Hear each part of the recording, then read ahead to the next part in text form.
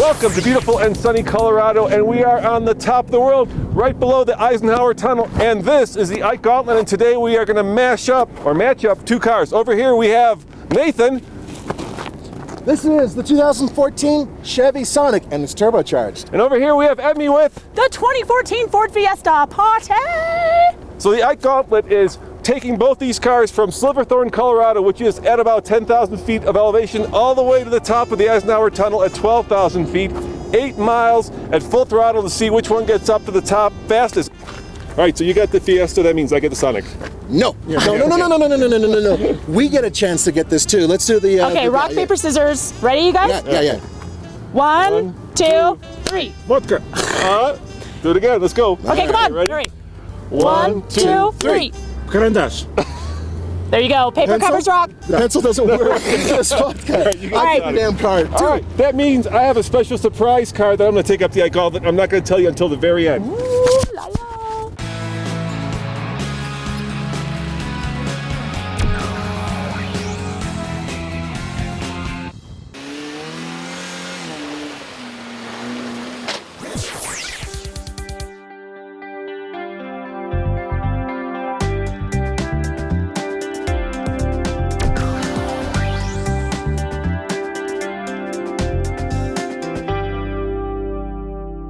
Ladies and gentlemen, may I introduce you to probably the best little engine in this class. I'm sorry, but I love it because this is a 1.4 liter 4-cylinder and it's turbocharged. It puts out 138 horsepower and 148 pound-feet of torque, and it's hooked up to a 6-speed manual transmission. Basically, the same engine transmission setup that's right out of the Chevy Cruze Eco.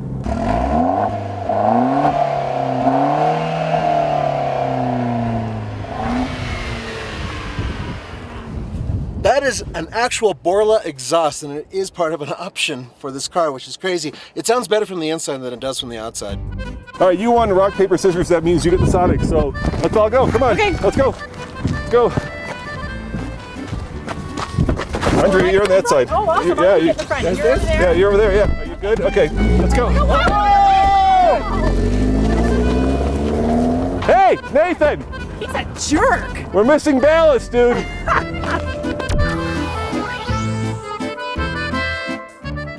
Okay, here we go. We got it. Go for it, Nathan. Here's the yellow sign. You're rocking. All right. Start of the stopwatch, and we are now in the Sonic. And we've added more ballast. Thank you, Kyle. Because our experience with the Fiesta was that these cars are way too powerful, and we're not really stressing them out very much. Yeah, I'm already at 60, about 4,000 RPM. Yeah, I think this car is going to just fly up this hill. Nathan, I am doubting the validity of this test a little bit. You know what, guys? I can tell you right now, we failed. We completely screwed this up. We assumed that with that much weight, it would be difficult for these cars to get up here. And you know what?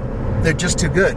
I'm not trying to say that they're the best cars out there. I'm simply saying that we underestimated their ability to deal with this thin air, this altitude, this much weight. We screwed it up completely. This is a bad test. Sorry, we made a mistake. But it's great for the trucks.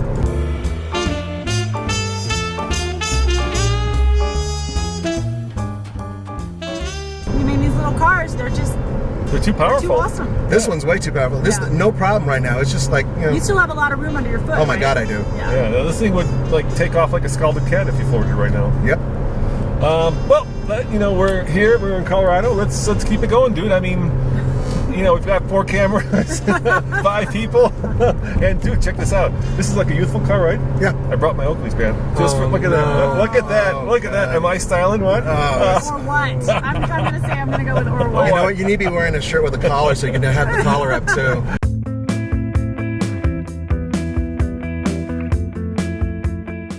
All right, we can though, even though the time might not be completely valid, the MPG will certainly be valid. It certainly will be. And you know, this car can get a maximum of 40 miles per gallon on the highway. Yes, I have it right here. Oh, cool. Yeah, So 29 in the city. Yeah. 40 on the highway, 33 combined. Mm-hmm. So, I was averaging. he just passed you. But I'm going 60 like you told me to. I can keep up with him. Go for it. Well, then that totally makes. Then don't go for it. Just because tear out hair. Oh, I don't have It's in the passenger seat with you, isn't it? Oh, he's like a Just such grandmother. a front seat driver. Just go because- faster, go slower. just because a mini passed you doesn't mean you have to, you know, you swallow your pride. And I know. It is a little drony though. Because I have it in third gear and I'm just kind of cruising. It's still 4,000 RPM. It's not even working hard. It's not even. I've got 3 inches under my foot.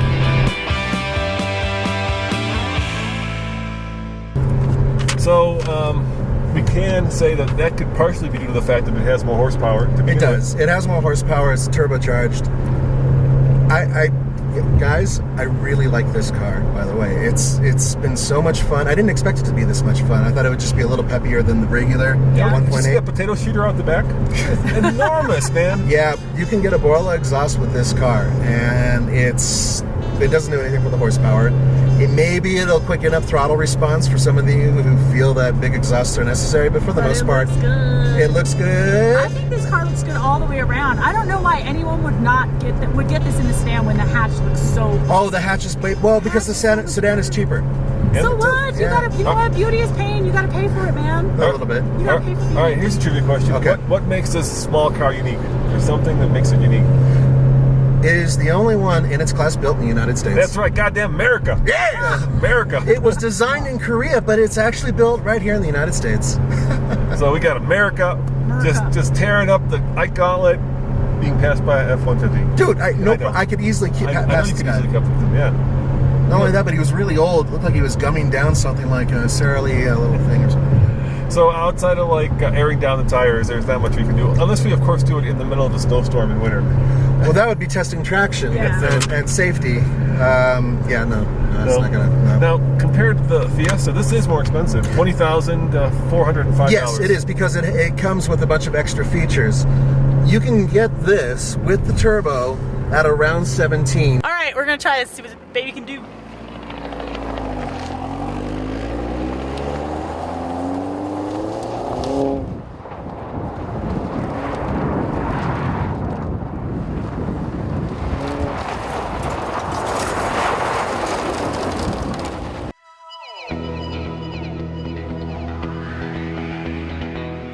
Halfway, in case you're keeping track. I have to say, this does compete more, I think, with the Fiesta ST, just because they are kind of more in line in terms of the sporty factor than it does with the regular Fiesta. The Fiesta ST has so much more power than this car. Yeah, the Fiesta ST is at like 167 horsepower. Yeah, and that's a performance car. All right, here's the RS would be closer because it has a different setup with the shifter and tighter suspension. All right, here's the question I guess I need to ask, and it does have a 6-speed versus a 5-speed. Yes. Yeah. Given the fact that this is more expensive, but that the Fiesta is probably more economical, we're thinking we'll find out soon enough. Which would you get if you had the money?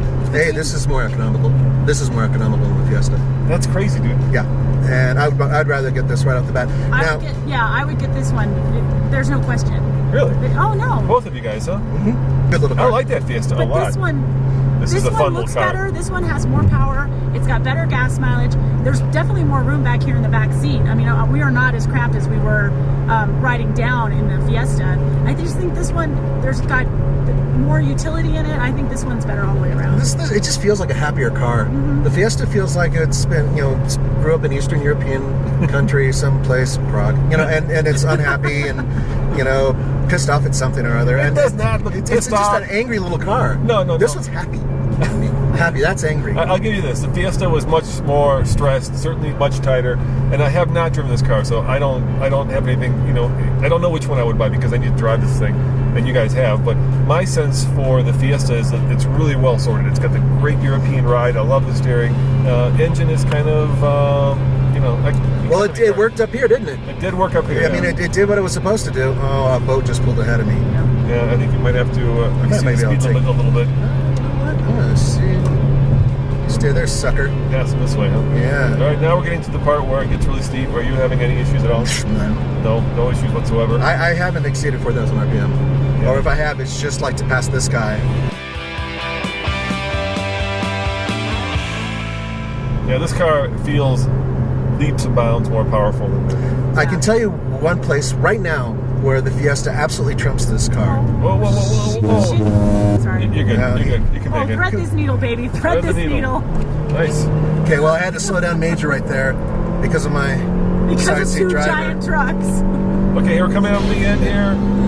This time is going to be somewhat irrelevant, but I'm going to Stop it anyway, just for, Back to 60. you know, and grins. That way we don't have to beep it out when we edit Sorry, this. I talk like a sailor. I apologize. No, that's okay. We'll leave it No, up. what? Oh, I forgot this turns into one lane. Oh, it's going to be interesting. And here come the lights right there. All right, Nathan, I think you're right. This is sort of for it and grins. In other words, the time is sort of relevant, but there it is.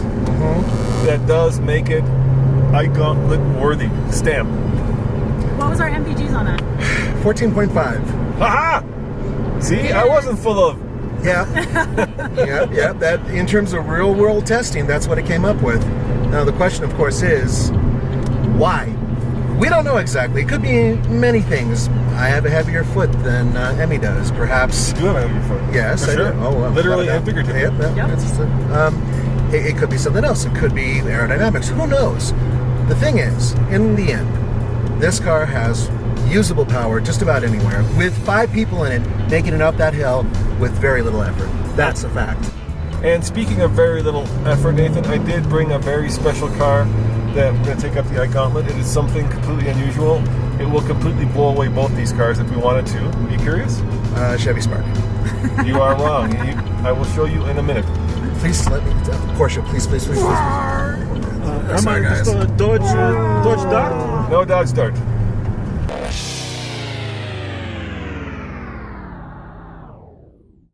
I've got a kind of a unique surprise for the gang. I have brought a very special car to take on the Ike Gauntlet, and as you can tell, as you can probably know by now, it's the Tesla Model S. But before we can take on the Ike Gauntlet, and before I surprise the gang with this car, we have to charge it. And up here, they have what's called a supercharger.